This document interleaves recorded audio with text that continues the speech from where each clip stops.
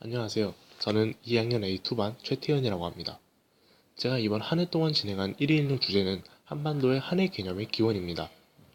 제가 이 주제를 진행하면서 꽤 많은 어려움을 겪었습니다. 그 이유는 바로 이 한이라는 글자가 국내 사료에는 나오지 않기 때문입니다. 한국사에서 유일하게 나오는 한은 삼한, 대한제국, 그리고 현재 우리나라인 대한민국 뿐이었습니다.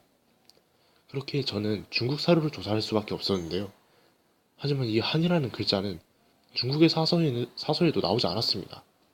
다행히 이 주제에 이미 관심을 가지고 있던 사람들이 미리 연구해둔 자료들을 통해 한이라는 글자가 들어있는 원문들을 구할 수 있었고, 이 원문들이 수록되어 있는 책은 놀랍게도 사서가 아닌 중국의 유명 학자들의 저서들이었습니다.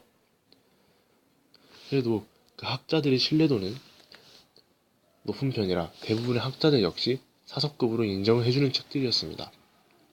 그 책들은 바로 공자의 저서인 시경, 후한의 학자인 왕부가 지은 잠부론, 그리고 우리나라 국민들 중 이 책은 모르기 힘든 진수의 삼국지가 바로 그것들입니다. 사서 삼경 중 하나로 취급되며 사람들의 추앙을 받는 시경에 대해서는 사람들은 그 책의 신뢰도를 의심하지는 않습니다. 하지만 사람들은 왕부를 잘 모르는 경우가 대부분인데요. 왕부는 저희들의 생각 이상으로 대단한 사람이었습니다.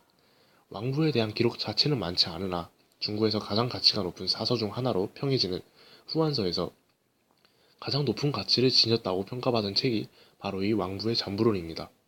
그러니 이 책 역시 신뢰도가 높다고 할 수 있습니다. 삼국지 역시 2000년 동안 읽혀왔던 고전으로서 그 위치는 시경보다 못하지 않습니다. 이 책들에서 나오는 한을 종합해보면 한 가지의 답으로 기결됩니다. 바로 한과 고조선이 같은 나라라는 것입니다. 시경에서 한이 등장하는 부분은 바로 시경 한역편입니다. 이 편에서는 한우가 주선왕을 방문하는 상황을 시로 표현을 한 곳인데요.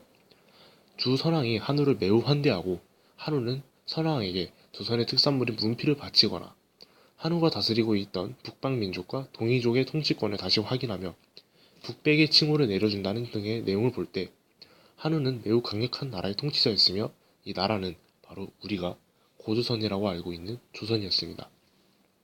한우가 곧 조선의 왕이었던 것입니다. 저는 여기서 한과 고조선이 동일한 국가라는 확신이 들어서 한에 대해 좀 더 연구를 해보기 위해 고조선에 관한 자료를 조사해보았습니다. 하지만 국내 사료들을 살펴보니 거의 대부분이 위서로 낙인이 찍혀 있었습니다. 물론 일부 기록들의 경우에는 사실로 증명된 경우도 있지만 전체적으로 참고하기에는 무리가 있었습니다. 그래서 추가로 중국 사료들을 살펴보니 중국에서 고조선에 관한 기록이 남아있는 저서들은 대부분 권위 있는 것이었습니다. 그래서 필자는 중국 사서들을 조사하여 한, 즉 고조선의 강력을 조사해보았습니다. 고조선의 강력함을 알기 위해서는 영토를 조사하는 게 제일 좋은 방법이라고 생각했습니다. 참고한 중국 사료는 세 가지입니다. 첫 번째는 중국에서 가장 오래된 지리서인 산해경입니다. 이 책에서는 동해의 땅 안과 북해 연안에 조선이 있다고 하였습니다. 이 지역을 현지 지역의 이름으로 바꾸어 보면 바로 산둥반도입니다. 그리고 두 번째는 구당서와 신당서입니다. 이 책들은 고조선의 수도인 왕검성이 낙랑성에 위치하고 있다고 하는데 이 낙랑성의 위치를 요하 근처로 설명하고 있습니다. 마지막으로 우공추지를 참고하였습니다. 우공추지는 청해의 가장 뛰어난 지리학자 중 한 명인 호위의 저서입니다. 이 책에서는 산둥반도가 요 임금 때부터 조선의 땅이었다고 밝히고 있습니다. 이처럼 한은 우리가 평소에 생각하는 그런 협소한 영토가 아니라 매우 방대한 영토를 가지고 있었다고 생각합니다. 저는 이 연구를 진행하면서 우리나라 사람들이 우리나라 역사에 더 많은 관심과 자긍심을 가지면 좋겠다고 생각했습니다. 이상으로 발표를 마치겠습니다. 감사합니다.